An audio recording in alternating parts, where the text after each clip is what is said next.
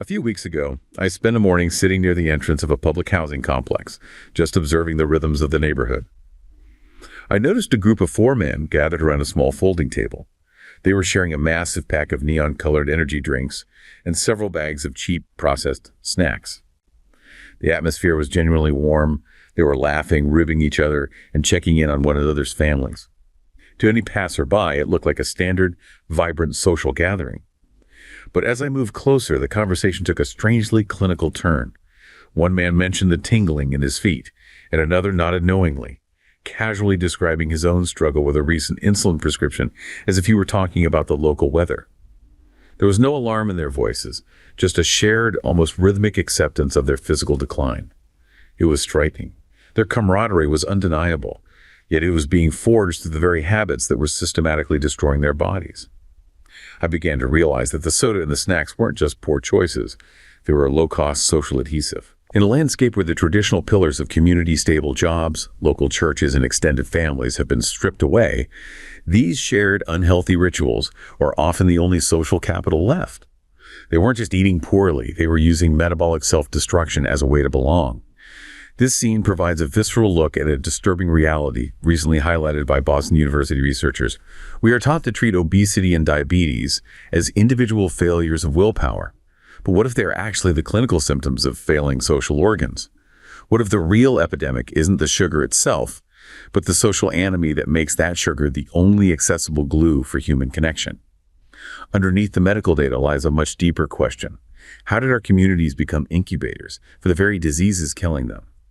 That opening is it's crushing, really, because it paints such a clear picture of what we're getting into today. It really does. We're basically setting out to connect these huge, almost abstract sociological ideas like Durkheimian anomie, this complete collapse of social norms, all the way down to, the deepest levels of our own cellular biology. Right. So the mission for this deep dive is to really trace that line, to examine the evidence that shows why communities under this kind of long-term structural strain, why they're the ones that consistently develop these clusters of metabolic disease. And that's such an important mission because it really forces all of us to completely shift our perspective. We have to move beyond this really simplistic idea of treating obesity or type 2 diabetes as just an individual failure of willpower. Or just bad luck with your genes. Or bad luck, exactly. Right. We're exploring a framework that argues that it's actually the failing social structures, the slow disintegration of a real organic community that imposes this hidden cumulative energetic cost on the human body. An energetic cost. Yes. And when you look at it through that lens, chronic disease becomes something else entirely. It becomes a symptom. It's the silent cellular expression of what are essentially failing social organs. We are quite literally paying a metabolic price for social chaos. That's a powerful way to put it. Okay, so if we accept that premise, that social decay comes before the biological breakdown, then we have to start with the social diagnosis itself. We have to. We have to start with the chaos. That's right. Let's start with the chaos. So the foundational concept here, the bedrock for understanding the social decay, is anomie. It's a term from the French sociologist Émile Durkheim. Right. And it's one of those words that we hear a lot, anomie, but it's almost always simplified. People just say it means normlessness. And that's not quite it. Not even close. That translation is it's far too weak. It completely misses the psychological violence of the state Durkheim was describing. Okay, so help us understand. What was the true severity of his definition? What did he really mean by anomie? Well, Durkheim described it as a derangement. It's a state of profound moral and psychological distress. And it's rooted in society's failure to place proper limits, proper boundaries on our individual desires. So it's not that there are no rules, it's that the rules that stop us from wanting everything all the time have disappeared. Precisely. He called it an insatiable will. And more famously, the malady of the infinite. The malady of the infinite. That is incredibly evocative. It is, isn't it? And what it means is that when your desire is left without any external social limits or regulation, when you basically remove the social goalposts, that desire can never, ever be fulfilled. It just keeps growing. It doesn't find contentment. It only gets more intense, more chaotic. When a society fails to set legitimate attainable aspirations for its members, desire becomes boundless. And that inevitably leads to this chronic dissatisfaction, this widespread moral deregulation. It's the anxiety of always wanting more, even when you have what you need, because the social structure isn't there to validate what enough actually is. So anomie isn't just about a lack of rules, it's about a painful mismatch. It's exactly that, a mismatch. It springs from this profound disconnect between a person's individual standards and the wider reigning social standards. Or, even worse, the complete absence of any coherent social ethic that can guide our collective behavior. It's like you said, running a race where the track keeps shifting and the finish line just keeps disappearing. That's a perfect analogy for the psychological experience. Now, Durkheim developed this in the late 19th century. He was observing these massive economic shifts during industrialization. What was the original context? He introduced the concept in his work, The Division of Labor in Society, back in 1893. And he was using it to describe the severe dysfunction that happened after the really rapid transition from what he called mechanical solidarity to organic solidarity. Okay, let's break those down. Mechanical versus organic. Sure. So mechanical solidarity was the old way. Think of a tight-knit village or a craftsman's guild. People were bonded because they were all basically the same. They had homogeneous, redundant skills. Everyone was a farmer. Everyone was a weaver. They were connected by similarity. Exactly. Organic solidarity is the modern system. It's based on complex differences and, crucially, mutual interdependence. Think of a modern city with all its specialized professionals, doctors, engineers, programmers, sanitation workers. We're all different, and we all need each other to survive. That interdependence, in theory, it should create its own form of regulation, its own set of norms. It should have. But the problem Durkheim saw was in the chaotic, painful shift between the two, especially under the stress of industrialization and mass regimentation. He argued that the old mechanical organization had so much cultural inertia, it just violently resisted adapting to this new complexity. And when that happened? It caused these disruptive cycles of collective behavior, especially in economic life. The market became, in his words, unbridled and unregulated. He said if the consumer and the producer are separated by an opaque environment, meaning they don't share cultural norms, they don't have visible relationships, then the equilibrium is just destroyed. And the result is social confusion, depression, and collective instability. Okay, so now let's jump forward a century, right back to that scene we opened with in the public housing complex. That old organic solidarity of the past, stable union jobs, local churches, big extended families, that's all been dissolving. It's been stripped away. And when those strong traditional bonds disappear, you get what's called the paradox of atomization. Meaning people don't just become happy, isolated individuals. No, not at all. They retreat. They pull back into smaller, often very homogeneous micro networks. And these aren't intentional communities built on shared positive goals. They function more like defensive sanctuaries. They're a refuge against the existential dislocation that anomie causes. People are just seeking validation and a safe place to land. And this search for refuge, this is where the metabolic destruction really begins. The bonding ritual itself becomes toxic. Exactly. This is the crucial finding. Within these defensive, homogeneous networks, behaviors like consuming huge amounts of sugar or processed snacks, which are obviously individually detrimental, they evolve into something else. They become a low-cost social adhesive. A low-cost social adhesive. Think about it. This shared, almost ritualistic indulgence, it provides an immediate, accessible relational return. You don't need a college degree. You don't need a high income. You don't need a perfect reputation to participate. You just need to be willing to share the moment and the cheap calories. Right. And that's a fundamental economic truth of the situation. The healthier options, joining a gym, buying fresh organic produce, finding a stable recreational league, all of that requires financial capital, stable free time, and critically, a kind of social capital that the community has already lost. If you don't have a job, you can't afford the time or the money for that kind of systemic change in your life. But you can afford to split a 2-liter of soda. And this brings us right back to the story of the man we're calling Elias. Elias, who was trying to get his health under control, but felt forced to participate in these toxic rituals just to have a social life. I mean, just think about the dilemma he was facing. To get protection, to get acceptance, to get that human connection, the only available social capital in his world, he had to participate in the group's habit of pooling their money for cheap, high-fructose snacks. So his metabolic disorder, the spiked blood sugar his doctor was treating him for? Was the literal entry fee for human connection. He wasn't making a simple failure of self-control. He was making a rational choice for belonging over isolation, even if that choice was, metabolically catastrophic for him in the long run. Wow. So if I were to boil that down, it's like high fructose corn syrup isn't just fuel for the body anymore. In these contexts, it's a membership fee for a broken community. That's a perfect way to put it, precisely. And this systemic problem, it just accelerates the erosion of healthy norms. When extended families and traditional associations fall apart, all that communal wisdom, the nutritional advice passed down by a grandparent, or just the stable, healthy structure of a regular community meal, it becomes inaccessible. It's just gone. It's gone. And these closed micro-networks, they become echo chambers. They reinforce harmful norms where instant gratification gets peer validated, and it actively replaces those traditional, healthier guidance systems that used to exist. This systematic social decay must just fundamentally undermine the whole promise of meritocracy.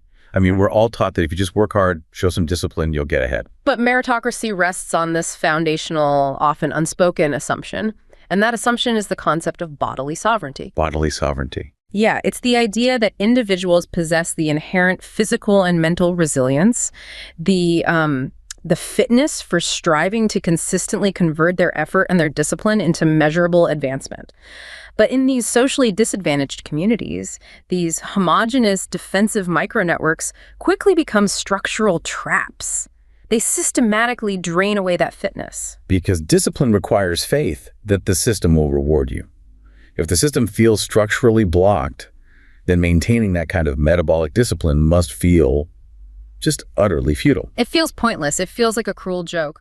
Why would you put in all that difficult metabolic work, avoiding sugar, exercising regularly, optimizing your sleep, if the system you're trying to join, whether it's a better job or better housing, is just going to reject you anyway based on some structural bias? Your body's energy is better spent on the immediate, guaranteed social return. Exactly. The validated social return right in front of you. And this is where we see the shift into what can only be called a pathological defense mechanism. Which brings us to the story of Sarah, the politically displaced young woman. Sarah's situation is a perfect example of this.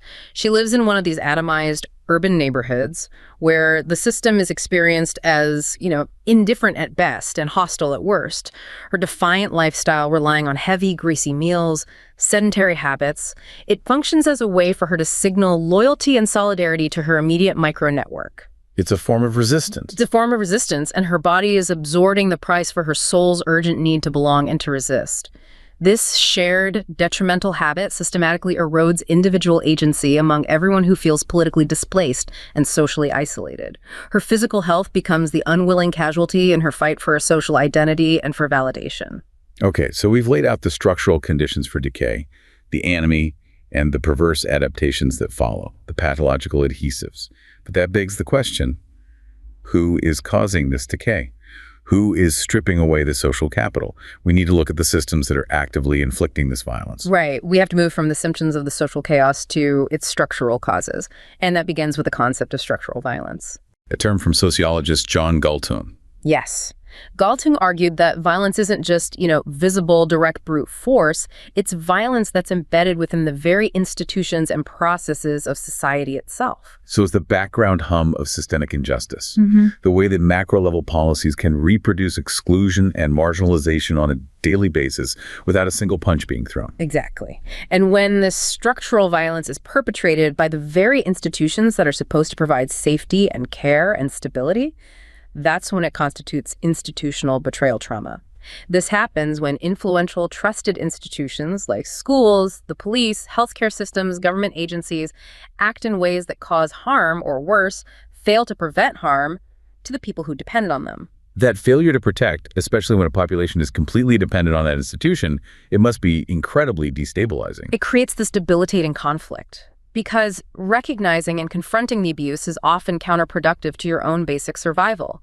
You still rely on that very system for your basic needs, your housing, your food stamps, your safety. It's a psychological trap. It is. And this blind leads to what's called collective betrayal blindness. It's a normalization of abuse, or just outright denial, because the truth is too painful or too dangerous to acknowledge. Communities become socialized to expect state violence and impunity as just a normal mode of being. They start to lose their sense of identity as valuable citizens because the state is systematically devaluing them. The sources describe one of the most effective tools of this structural violence as the act of removal, a kind of systematic erasure from the public sphere, often through racialized policy. Let's break down the different forms this takes. It operates on so many overlapping levels. The first, and maybe the most obvious, is geographic removal. Think of redlining. Right. Housing policies after World War II that subsidized white families buying homes in the suburbs, but drew literal red lines around black communities, denying them investment in mortgages. Absolutely. This systematically divested black neighborhoods, reinforced segregation, and led to diminished mobility. It pushed residents into urban ghettos, physically excluding them from the mainstream economic circulation that was building massive wealth for white America. So it restricted their access to space and opportunity from the very beginning. From the very beginning. Then you have removal from quality schooling, from employment, from reliable public transportation.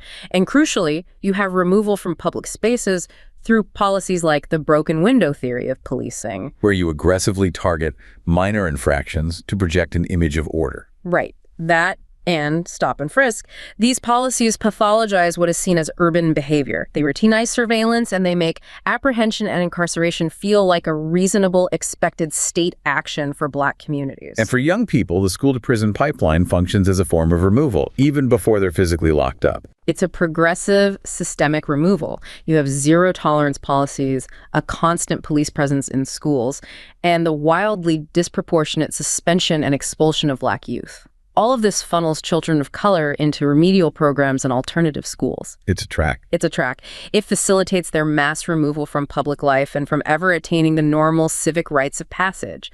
I mean, statistics are just horrifying. Historically, 1 out of every 3 black males has been projected to go to prison in their lifetime.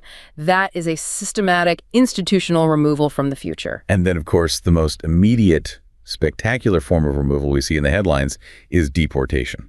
That's the ultimate expression, isn't it? Spectacular removal. But it's the constant grinding day-to-day process of geographic and systemic removal that truly breaks down the social fabric and creates the anomie we were just talking about. And we can see this pattern of institutional betrayal so clearly in 2 very different contexts that the source material lays out. Black youth in the U.S. and Haitian descendant youth in the Dominican Republic. Yes, the parallels are striking. Let's start with the U.S. context, where that failure to build intergenerational wealth through policy was just so central. As we mentioned, decades of housing policies, specifically the exclusion of black communities from programs like the GI Bill, they deliberately subsidized white wealth while actively divesting black communities.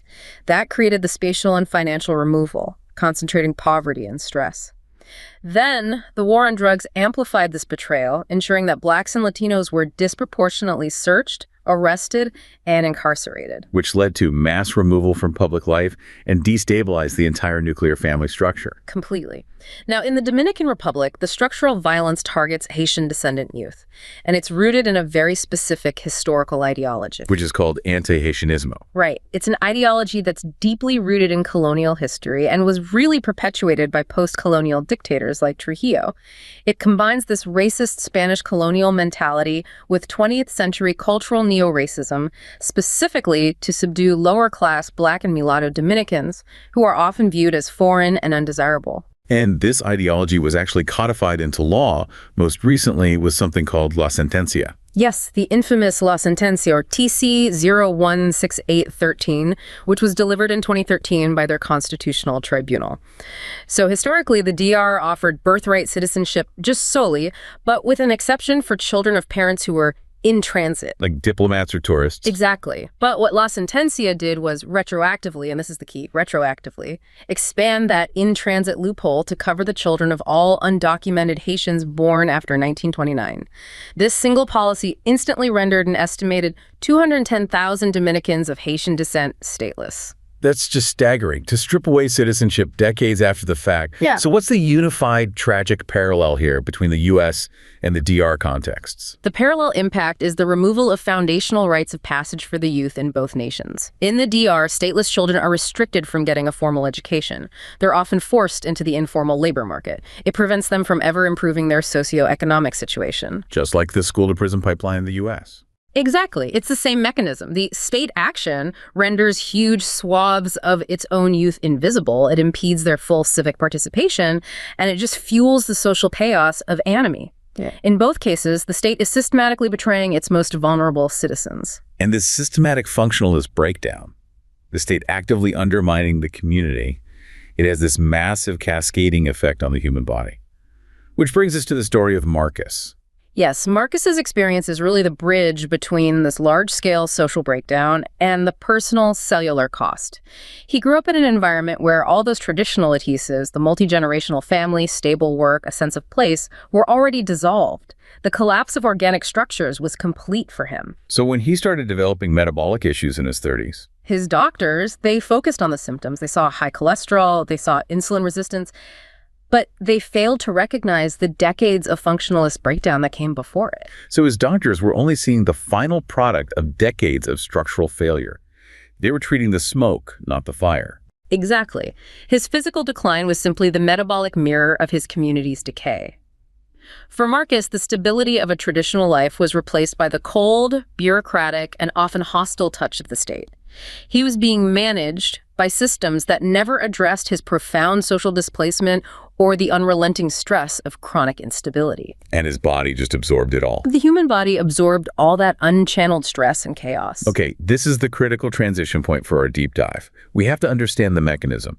How does a broken state and decades of structural violence actually translate into something as clinically measurable as high blood sugar, chronic inflammation inside Marcus's body? To understand that, we need to start by looking at a major global trend. It's called the health span paradox. Lifespan, the total number of years we live, is increasing globally. But health span, the period of life we spend in good functional health, is stagnant. Or, in many of these vulnerable communities, it's actively declining. So that widening gap, more time alive, but more of that time spent sick, that's alarming. Yeah. It suggests there's a massive hidden cost being paid somewhere in the system. That cost is the metabolic price of prolonged stress adaptation. When your body is under sustained physiological strain, it's forced to make these acute bioenergetic trade-offs. It has to reallocate its energy and vital nutrients away from long-term integrity, things like cellular maintenance, tissue repair, regeneration, and it has to prioritize short-term, immediate survival. So all the energy goes to defense and mobilizing fuel, even if that means cannibalizing your future resilience. Precisely. It's like putting your body in a permanent emergency power mode. And this brings us to a crucial new concept, exposure-related malnutrition, or ERM. BRM is a proposed subclinical state of bioenergetic insufficiency. And it's fundamentally different from traditional malnutrition, which comes from a scarcity of food. ERM arises from chronic substrate misallocation under sustained stress exposure. So someone like Elias or Marcus, they might be eating enough calories, they might even be overweight, and yet they could still be in a state of clinical malnutrition. Precisely. They have the fuel, but the system is diverting it to all the wrong places. It's like, imagine you have a computer with a full battery, but the processor is throttling all non-essential functions because it's forced to run a single massive security program 24/7. So the internal architecture for maintenance is starving. It's starting because all the resources are constantly being funneled to this perceived survival threat, and this occurs even in individuals with adequate caloric intake or a normal BMI. Okay, so let's break down the energetic journey of stress adaptation. The sources categorize it into 3 distinct phases. What happens when the stress first hits? That's phase 1, respond. This is the emergency mobilization. The body activates what's called catabolic triage. Your hypothalamic pituitary adrenal axis, the HPA axis, your main stress regulator, it dumps cortisol into the system, which rapidly mobilizes glucose and suppresses things like growth and reproduction. And where does it get the fuel for that? For fuel, your skeletal muscle starts acting as a metabolic reservoir. It supplies what are called gluconeogenic substrates through the breakdown of its own protein. The process is called proteolysis. So your body is literally breaking down its own muscle mass just to feed the immediate stress response. Correct.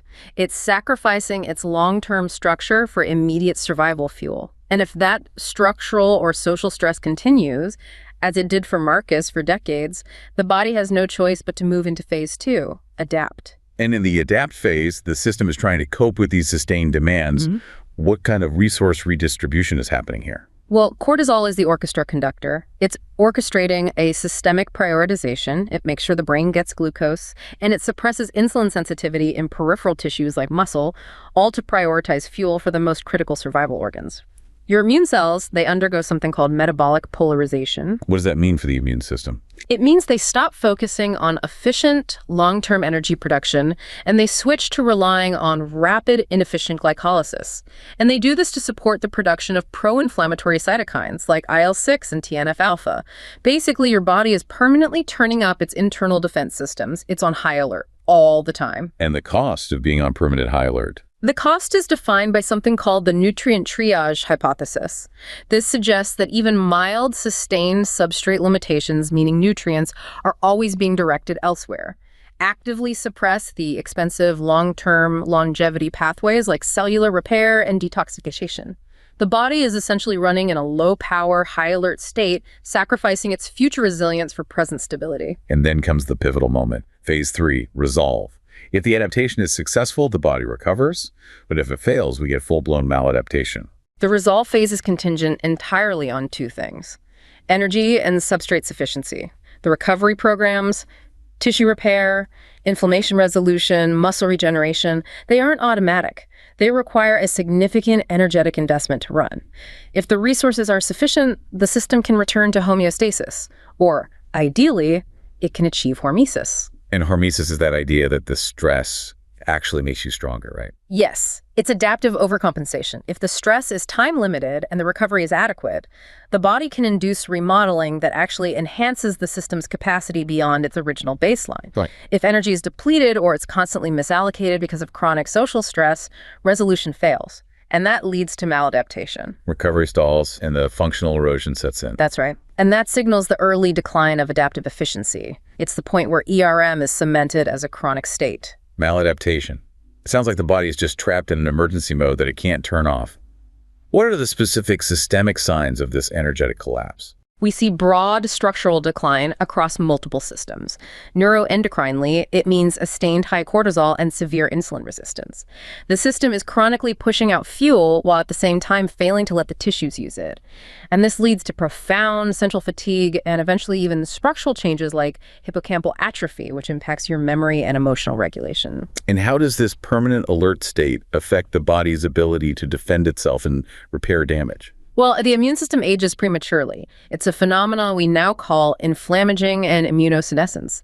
This is driven by those persistent inflammatory signals, the IL-6 and TNF-alpha. The body is just stuck in this low-grade, simmering inflammatory state, and it loses its ability to clear out damaged cells. It's a bit like having a permanent small engine fire that you can never quite put out. And if we think back to someone like Sarah, who is carrying the stress of structural exclusion, how does this affect her actual physical capacity? That leads directly to a condition called anabolic resistance. Her substrates and her signaling molecules become insufficient for muscle regeneration. So even if Sarah forces herself to eat high-quality protein, her body struggles to actually utilize it to repair or build new muscle tissue. And this leads to sarcopenia and frailty. Sarcopenia, that's significant. Translate that into a lived experience for us. Sarcopenia is the functional decline that's associated with the loss of muscle mass. It's what makes simple daily tasks like standing up from a chair without using your hands or carrying groceries or opening a jar progressively harder and harder. It steals your functional independence. And on the cellular level? On the cellular level, the situation is dire. We see ROS overload, that's reactive oxygen species, basically cellular exhaust fumes. We see mitophagy failure and mitochondrial fragmentation. Mitophagy failure. That sounds complex, but it also sounds critically important. Functionally, it's very simple. Mitophagy is a cellular self-cleaning process that clears out damaged mitochondria, the power plants of your cells. Failure means your cells can't take out their own toxic waste. That waste builds up, it causes further damage, it reduces energy output, and it dramatically accelerates cellular aging. All of these manifestations, they represent the energetic tipping point where chronic disease becomes essentially inevitable. Okay, so we've established the ERM is functional, not necessarily based on how many calories someone eats. So how does a doctor who's trained to look for these textbook deficiencies, how do they recognize this hidden metabolic cost? They have to start looking for patterns of functional impairment that are often missed by standard physical exams. These are the subtle clues that tell you the body is making those survival trade-offs we talked about. And what are those classic clues? Well, the signs include things like chronic fatigue despite getting adequate rest, poor exercise recovery that seems way out of proportion to the effort, delayed wound healing, difficulty building lean mass even with high protein intake, and frequent lingering mild infections. These all suggest that energy is being perpetually diverted away from the long-term maintenance processes. We talked about the problem being distribution failure. The fuel is there, but it's trapped. Let's focus on the mechanics of that for a second. Substrate trapping is a central mechanic of this maladaptation. Through insulin resistance, glucose and amino acids are diverted and sequestered into storage, primarily into your fat tissue, rather than being delivered to metabolically active tissues like your muscle, bone, and immune cells. So the very tissues that need the fuel to fight inflammation and repair damage are being starved, even while the person might have a high body mass index. Precisely. The body is effectively starving its own defense systems. And this misallocation is visible in some really interesting clinical patterns, like what's now being called type 5 diabetes. It's also known as malnutrition-related diabetes mellitus, or MRDM. Tell us more about type 5 diabetes. How is that different from the type 2 we always hear about? It's an atypical pattern. It's often seen in individuals who have been exposed to chronic psychosocial stress or severe socioeconomic deprivation. And crucially, they might be lean or only mildly overweight, yet they present with this paradoxical severe insulin resistance and impaired glycemic regulation. And what's driving that? It's often driven by sustained high glucocorticoid output. That's cortisol, the body's stress hormone. It's constantly mobilizing fuel, but the system has become so disorganized by the chronic stress that it can't process that fuel efficiently. It's really an organ-specific manifestation of the chronic metabolic misallocation that's inherent in ERM. So if we went back to Elias, sitting on that corner with his friends, a traditional doctor might look at his blood sugar and just prescribe insulin. They're treating the symptom. But type 5 diabetes suggests that his insulin resistance is actually a defense mechanism gone wrong, a direct result of the structural failure all around him. Absolutely. The medical system sees an individual failure to process sugar. The ERM framework sees a system that has been running in survival mode for decades, constantly mobilizing fuel for threats that are social and structural, not biological, until the entire system finally breaks down. So to detect ERM before it becomes a full-blown disease, clinical thinking has to change. We need to stop looking at isolated lab values. And start interpreting dynamic patterns that reflect the nutrient triage. Okay, so what specific lab patterns tell us the body is diverting resources from maintenance to defense? You can look for acute phase protein shifts. So during sustained low-grade inflammation that's characteristic of chronic stress, the liver strategically reallocates amino acids. You'll see an increase in what are called positive acute phase proteins, things like C-reactive protein or CRP and ferritin. These are used for immediate defense. Okay. But at the same time, you see a decrease in negative acute phase proteins like albumin, prealbumin, and transferrin, which are essential for long-term transport and maintenance. So the body is choosing to fund its army, the CRP, by canceling all the long-term infrastructure projects, like albumin synthesis. That's a perfect analogy. It's adaptive in the short term, but it's functionally debilitating when it's sustained. Another clue is evidence of what we might call hidden catabolism. Sometimes we see elevated intracellular enzymes like ALT, AST, and CPK without any clear organ pathology. And what does that usually signal? Well, these elevated enzymes can signal slow cell turnover, impaired proteostasis, the body's inability to maintain protein balance, or just general catabolic stress. It means tissues are breaking down faster than they're being replaced because the body lacks the bioenergetic support for normal repair. I see bioelectrical impedance analysis, or BIA, is mentioned as an early detection tool. That sounds less like a lab test and more like a physical assessment. DIA can provide early structural evidence of this cellular decay. Clinicians should look for a declining phase angle, which is a direct indicator of compromised cellular membrane integrity and reduced cellular health. More significantly, if a person is maintaining a stable body weight, or BMI, but is losing lean muscle mass, a clear shift toward catabolic dominance, that's a huge covert sign that ERM is taking hold. So if Marcus seems physically stable on the scale, but his BIA phase angle is declining, His cells are already failing. His cells are already in trouble. And finally, we need to look at the endocrine state. How does the stress management system look when it's maladapted? Right, the HPA axis. We use dynamic HPA axis assessment. And the signs of chronic, unresolved stress include severely flattened diurnal cortisol rhythms. That means the body never gets the high burst of energy it needs in the morning, and it never gets the low, restful dip it needs at night. We also see decreased DHEA, which is the anti-stress hormone, and consequently a much higher cortisol to DHEA ratio. This reflects a severely catabolic endocrine profile that's associated with systemic frailty and immune senescence. And surprisingly, even elevated cholesterol can act as an indirect marker of adrenal demand, since cholesterol is the precursor molecule needed to produce all that cortisol. The power of defining ERM as a preclinical state, though, is that it suggests reversibility.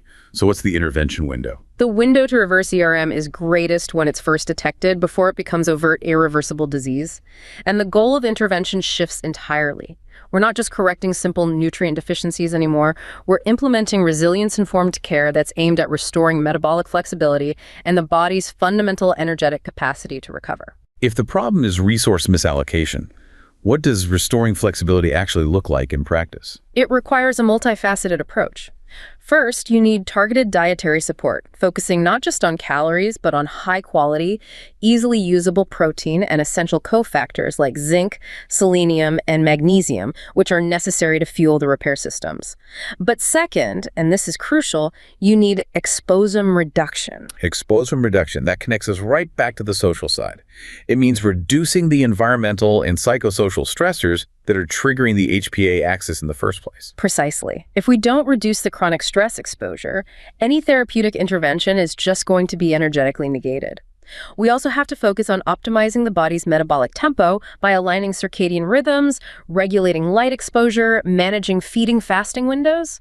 We're actively trying to support the energetic architecture of adaptation itself. You're trying to give the body the signal that the emergency is over. Exactly. So we can finally exit phase 2 and successfully enter phase 3, resolve. This brings us to a major structural critique.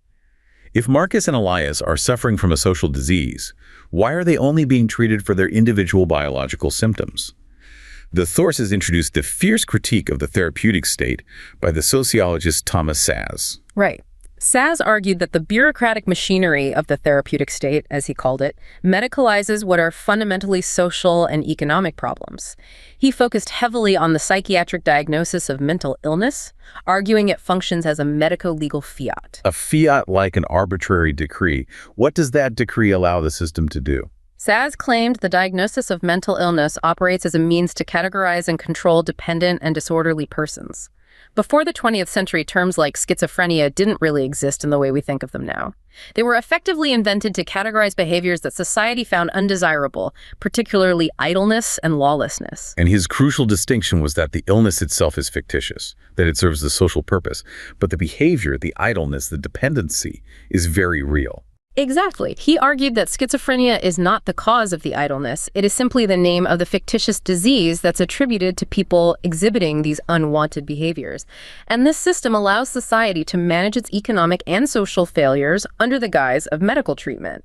He points out that, unlike someone with, say, diabetes, most chronic mental patients are idle and dependent because of their diagnosis, not because of their underlying physical state. That is a powerful accusation. Szasz is suggesting this system medicalizes problems that should really be addressed politically or economically, like unemployment. He says that prescribing an antidepressant to a jobless person whose benefits are running out and repeating that across millions of people, it amounts to a sort of society-wide medical treatment of unemployment. It's a mechanism for the system to validate idleness as illness and use the pretext of psychosis to justify psychiatric indoor or outdoor relief, basically managing adult dependence through institutions or disability checks. And this links perfectly back to Elias. That's the key connection. This is why doctors only treat Elias's insulin resistance, the symptom, and not the profound social anomie, which is the cause. The system treats his body because it cannot, or more accurately, it will not, repair his community. That's the tragic policy consequence, isn't it? If Elias's problem is social isolation, the doctor can't write a prescription for community, so they prescribe medication instead, which effectively validates his problem as a purely biological individual failure. And Saz highlighted the profound danger that's inherent in this therapeutic state, this pervasive alliance between medicine and government, which, he argued, substitutes paternalistic coercion for individual liberty and responsibility. And this allows the state to justify incredible levels of control. It does, based on what Saz called an absurd claim. Psychiatry claims it has the unique ability to distinguish between brain diseases that cause lawlessness and idleness from those that do not, and this supposed fact grants the system the power to deprive innocent people of their liberty through civil commitment, involuntary detention, or excuse guilty people of responsibility via the insanity defense. It gives the state the power to classify, control, and excuse behavior. And he noted that the common analogy used to justify this control, bracketing madmen and children together, is strategic. It is entirely strategic. It is not descriptive. The only similarity is that both groups are treated paternalistically. But as Saz pointed out, infants can't commit crimes, they can't live as homeless street people or kill themselves. Insane adults often can and do. The analogy is designed to justify legal control and paternalism, things like involuntary drugging. A childish adult, he argued, needs to grow up, not be involuntarily drugged and managed by the state. So by psychiatrizing misbehaving adults, what is the immense social cost, according to Saz? The aim is to obscure and abolish fundamental moral distinctions.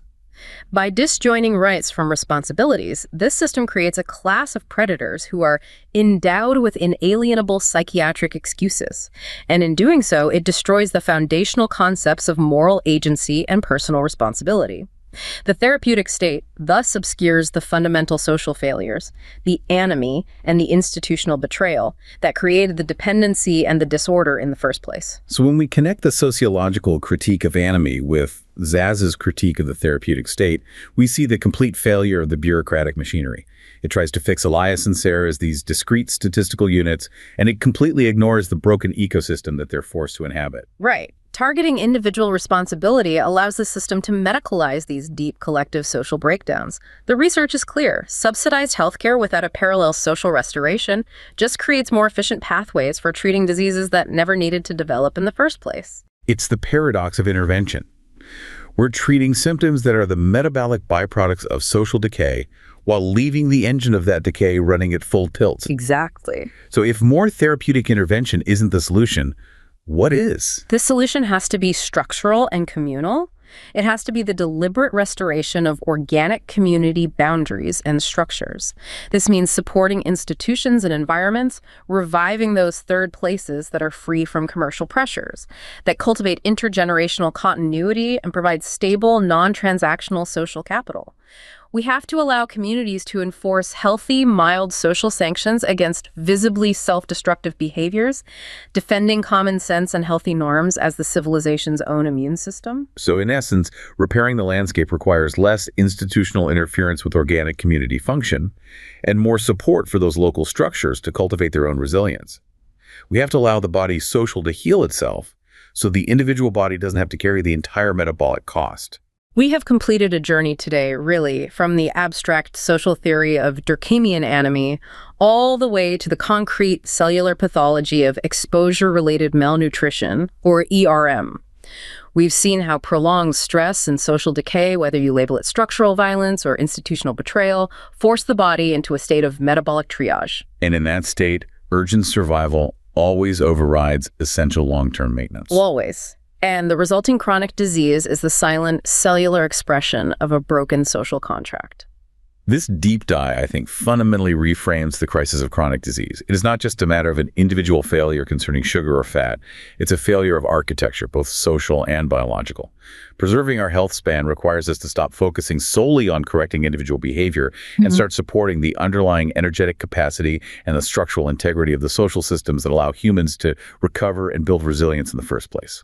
The crucial insight we really want to leave you with is that resilience is not some static personal attribute, like a fixed personality trait. It is a dynamic, energetically expensive state that must be actively sustained, both socially and metabolically, and it is easily destroyed by systemic chaos. Our deepest takeaway, then, is that the systems we rely on, family, community, and state, are fundamentally the first organs of our health. When they fail, the individual body pays the price, absorbing the cost of structural chaos in the form of chronic debilitating disease.